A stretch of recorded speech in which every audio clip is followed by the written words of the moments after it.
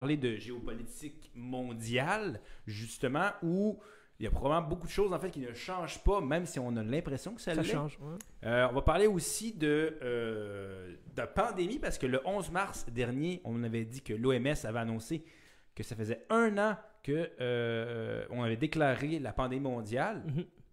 Qu'est-ce qui va changer en fait? Est-ce que la pandémie va avoir un impact à long terme sur nos vies, tant au niveau du travail qu'au niveau de nos relations sociales, ou non en fait? Est-ce que c'est un changement qui est éphémère ou c'est un changement qui va être durable? On en parle tantôt. Sors pas tes arguments tout de suite. Non, Sors pas tes j'étais fun en train, facts. j'étais Sors pas en train tes de fun- charger Ah, mon non! gun, moi. Sors pas tes fun facts. Ouais. Non, on va essayer que ça change pas.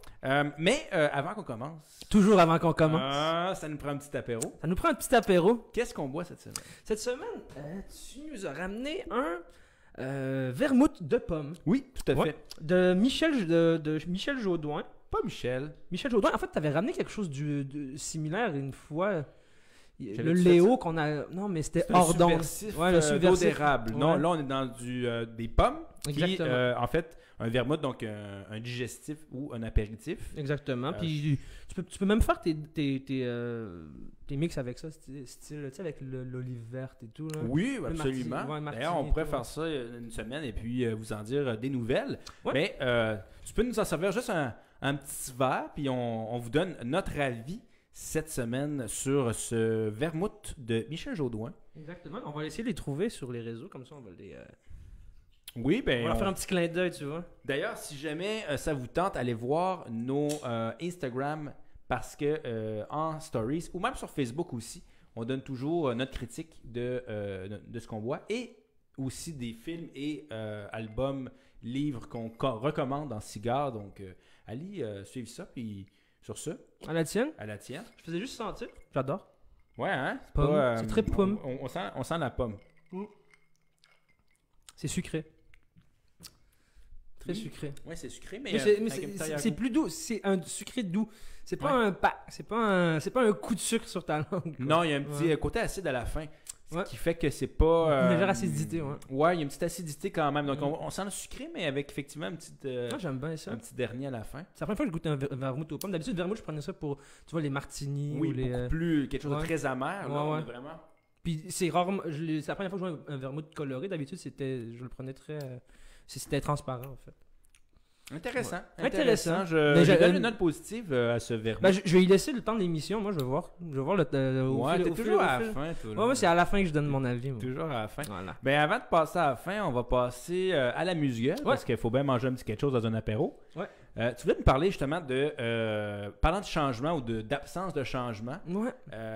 de Pablo Hasél, qui est un Ouais. rappeur espagnol, Ouais. mais qui est un peu mêlé à une histoire de monarchie, de Ben, plein d'affaires. Écoute, ce qui est arrivé, c'est que Pablo Hasél, ce rappeur-là, lui, c'est un rappeur très engagé dans le mouvement indépendantiste basque. Ouais. Donc, il rappe beaucoup par rapport à un parti politique qui était actif jusqu'en 2018 qu'on appelait l'ETA, qui était un groupe indépendantiste mais d'extrême gauche basque. Pour les gens qui ne savent pas trop c'est quoi les Pays basques, c'est normal parce que c'est pas nécessairement reconnu par l'ONU Non. en tant que nation. C'est un pays qui est à cheval entre la France et l'Espagne au sud-ouest. Donc, il y a les Pyrénées. Et d'un côté, tu as les Pyrénées basques françaises, tu as les Pyrénées espagnoles basques, excusez-moi. Puis voilà, lui, ce Pablo Hasél-là, ça a retenu mon attention cette semaine parce qu'il s'est fait arrêter pour une peine d'emprisonnement de 9 mois pour avoir rappé, fait du rap, fait du hip-hop, et hip the hop. Ouais, c'est ça, il a été arrêté par les autorités espagnoles pour avoir rappé contre la monarchie espagnole, parce que oui, il y a une monarchie en Espagne. Ça fait un peu écho à notre émission de la semaine passée qu'on parlait un peu de la monarchie britannique, mais Ouais. il y en a un peu partout en Espagne, Est-ce que tu penses qu'il va faire en Europe plutôt. une entrevue avec Oprah Winfrey? Ah, ou- ils sont pas rendus là, ils sont rendus à emprisonner. Ben, c'est ça, il peut juste pas se rendre. C'est ça, dans le fond, lui, le parquet espagnol l'a condamné à 9 mois de prison pour avoir fait l'apologie du terrorisme envers la monarchie espagnole et faisant l'apologie en même temps de l'indépendantisme basque. Ça a retenu mon attention parce qu'il y a eu 7 nuits de protestation. C'est-à-dire que pour les Catalans et tous les gens du nord de l'Espagne, parce que les Pays Basques, si je vous l'ai dit, c'est au nord-ouest de l'Espagne, mais au nord-est de l'Espagne, tu as une autre minorité, si tu veux, espagnole, qui sont les Catalans, qui eux, on vous rappelle, il y a eu un référendum en 2017 pour essayer de se... Voilà, indépendantistes, eux aussi indépendantistes de se défaire de... Qui avait passé, qui a eu beaucoup de scandales pour une répression extrêmement violente, mais qui techniquement est passé. C'est un référendum dirigé par Carlos Puigdemont. Qui lui aussi est en prison, en fait. Lui n'est pas en prison. Lui, il s'est auto-exilé en Belgique. Parce que les autorités espagnoles veulent aussi sa peau au même titre que Pablo Hasél. Donc, Pablo Hasél, ce militant basque, lui, en fait, je fais vraiment un gros parallèle entre ce que Pablo Hasél vit en ce moment et l'affaire de Carlos Puigdemont et l'affaire catalane. Donc, on voit un peu qu'il y a beaucoup de mouvements indépendantistes en Espagne qui prennent de plus en plus de résurgence, mais que le pouvoir espagnol réprime totalement. Puis c'est intéressant de voir ça, parce qu'il y a beaucoup dans ce que j'ai pu lire dans les journaux et espagnols et internationaux que je vais te faire une mise à jour sur Carlos Puigdemont. Oui, justement, lui on lui a refusé son immunité européenne aujourd'hui même. Non, cette semaine. Le 9 mars. Le 9 mars, donc la semaine passée. On lui a refusé en fait l'immunité européenne, parce que lui s'est exilé en Belgique. Ouais. Puis à partir de ce moment-là, maintenant qu'il n'a plus l'immunité européenne, la Belgique peut l'extrader à tout moment en Espagne pour subir le même sort que Pablo Hasél, c'est-à-dire être en prison et réprimé pour ses gestes indépendantistes. Puis ce que je trouve intéressant de voir, c'est à quel point le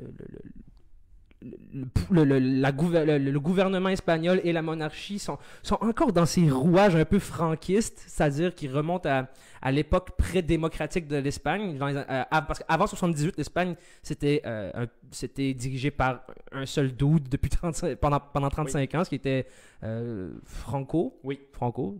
Mais c'est quoi son prénom? Je me souviens plus. J'allais dire James Franco, mais ça, c'est un acteur. Non, c'est pas James Franco. Fait que c'est ça, il y a beaucoup de journalistes qui disent que l'Espagne n'est pas arrivée au 21e siècle. L'Espagne est encore bloquée dans cette culture politique franquiste-là. Francisco Franco, c'est ça. Ça change pas. Qui était une époque où est-ce que justement, et les Catalans et les Basques ont été très, très réprimandés sous l'ère franquiste. Puis on voit la reproduction de ces mêmes logiques-là. Il faut faire attention parce que Franco... je pense qu'il est mort de vieillesse, hein? Oui, il est mort de vieillesse. De cause naturelle, ce qui est très différent du fascisme et du nazisme en Italie et en Allemagne, qui eux ont été chassés. On subi des coups d'État, oui, exactement. De façon violente. On se rappelle le fascisme en Italie. Mussolini a été planté sur la place publique. Le nazi, a été expulsé par les Alliés. Mais Franco en Espagne, lui, en fait, est mort de cause naturelle. Donc, est-ce que ça a un impact? Est-ce qu'il n'y a pas une révolution finalement? Est-ce que c'est une continuité vers aujourd'hui de certaines formes de répression? En même temps, il faut faire attention parce que c'est sûr qu'il n'y a pas grand pays qui sont contents de voir une indépendance de certaines formes de régions, dont la Catalogne. La Catalogne, parce qu'en anglais, c'est... Là où on trouve, par exemple, la ville de Barcelone. Qui, elle représente une énorme partie du PIB du pays. Donc, exactement. Beaucoup de rentrées économiques. Exactement. Pays basque. D'ailleurs, fun fact, les Pays basques, je ne sais pas si tu savais que la langue basque, oui. C'est une langue qui n'est pas indo-européenne. Non, c'est une langue qui... En fait, ce serait les Basques représenteraient un peuple primitif, en fait, un peuple autochtone de l'Europe, oui. On date sa présence en Europe à 5000 ans avant Jésus-Christ. Wow. Ça veut dire bien avant l'arrivée des Indo-Européens en Europe, excusez. D'où le fait que la langue, en fait, est restée extrêmement absente de... Donc, c'est pas une langue indo-européenne. Non, pas du tout. Serait réfugiée dans les montagnes des Pyrénées. Là. Exactement. C'est vraiment... C'est les Autochtones européens, en fait. C'est des Autochtones européens. Je donne un deuxième fun fact. Le mot orignal est basque. Le mot quoi? Orignal. Orignal? Oui, parce que les Français disent le mot élan. Ils disent des élans pour les orignaux, hein. Mais le mot orignal viendrait du basque Orignac parce que les Basques, dans les années, je crois que c'est 900 ou 1000, étaient des pêcheurs finalement qui serait débarqué sur les côtes nord-américaines bien avant Bien Jacques avant Cartier. Christophe Colomb. Puis de... Oh oui, tu sais, les grandes découvertes, c'est un mythe. Là. Ah, j'ai un autre fun fact sur les Basques. Alright, vas-y donc. Savais-tu que chez les Basques, il y a un gros folklore basque qui est, Oui. au même titre que chez les Celtes et tout, ils vénèrent des dieux et tout. Ok. Mais chez les Basques, c'est des déesses. Il n'y a aucun dieu homme, Ouais. que des déesses femmes. C'est intéressant. Juste des femmes. Juste des femmes. Ils sont post-féministes, puis on le savait même pas. Non, ils étaient féministes avant même l'ère du Ben oui. féminisme. Ouais, exactement. Ah ouais? Ah ben, Ouais. chapeau basque. Ah, vraiment. Puis, ils ont même leur sport à eux. Savais-tu ça? Ben Ils non. ont créé un sport à Ben eux. Parce que voyons. le sport de rue, c'est quelque chose qui est très, très présent chez les Basques. OK. Puis, un des sports de rue très, très populaire, c'était genre une forme de squash / handball. C'est genre, c'est un peu du handball, mais avec une raquette, puis tu cours. En tout cas, je connais pas, j'ai pas trop vu les règles. Ouais. Mais bref, ils ont leur propre sport à eux, tu sais. Ils ont vraiment une culture très, très, très, très, très riche, avec une langue très, très, très, très ancienne. Puis, C'est intéressant. donc, ils ont une histoire. Je peux comprendre qu'un peuple aussi établi culturellement et socialement, géographiquement, là où ils sont, réclament leur En même souveraineté. temps, est-ce qu'il y a déjà eu un référendum basque? Non, il n'y a pas eu de référendum basque, mais c'est-à-dire que jusqu'en 1516, les Basques étaient les Pays Basques étaient complètement autonomes. Une république. C'était une république en soi. En 1516, ils ont accepté d'être sous la tutelle, en tout cas du côté espagnol des Pyrénées. Oui, parce qu'il y a aussi Ils ont- des Basques en France. Exactement. Ouais. Du côté espagnol des Pyrénées, ils ont accepté d'être sous la tutelle, entre guillemets, espagnole, tout en conservant leur autonomie. Mais en 1876, ben, ils se sont fait bien avoir parce qu'ils ont été complètement assimilés au pays espagnol. Et tu voyais que, par exemple, sous la franquiste, sous Francisco Franco, ben, on leur interdisait même de parler le basque. On a beaucoup essayé de Assimilé. les assimiler. On dit Ça me que... fait tu parlais d'Autochtones Ouais. européens tantôt. Ouais. Ça me fait un peu un parallèle avec ce qu'on a essayé de faire ici. La semaine passée, exactement, Malheureusement. à l'épisode... Ah oui, la semaine passée, à l'épisode 4, on parlait justement de ça, l'assimilation des Autochtones Ouais, ici ben, au Canada. on n'a pas parlé la langue avec les pensionnats et tout. Donc, Mm. c'est un peu dommage de voir justement qu'on essaie d'assimiler un mouvement qui, en fait, probablement fait juste attiser encore plus la flamme basque indépendantiste, en fait. Parce Ouais. que c'est probablement plus tu vas essayer de réprimer une population, plus je pense qu'elle va vouloir sortir d'une union. Mais l'Espagne a pris un peu avec justement ces mouvements-là indépendantistes. Puis j'ai l'impression que effectivement, elle ne sait pas trop comment. Ben, elle est un peu gérer. victime de sa propre culture politique, de ce que j'ai pu comprendre. OK. Elle est un peu victime de justement de... Pas victime, mais bon... Une culture politique teinte un gouvernement, veut pas. Là, Ouais. je veux dire, le gouvernement démocratique espagnol, il est ultra récent. 1978, tu te rends compte, c'est ultra récent. C'est pas loin, c'est pas Puis, loin. par exemple, entre la mort de Franco en 75, quelque chose comme ça, et l'écriture de la Constitution espagnole, il y a eu 3 ans que c'était le roi Juan Carlos, je sais pas quoi, qui était le chef de l'État. Donc, d'où encore jusqu'à très récemment, la monarchie espagnole était très présente dans la gouvernance. Elle est probablement à un certain niveau. Elle l'est encore à un certain Ouais. niveau. Si à ce jour, t'as pas le droit de rapper contre eux, comme Pablo Hasél s'est fait arrêter pour. Il a pas rappé contre le gouvernement, il a rappé contre la monarchie. Contre la monarchie, et il a fait l'apologie de l'ETA, qui est un regroupement considéré comme terroriste en Espagne. En Europe, il était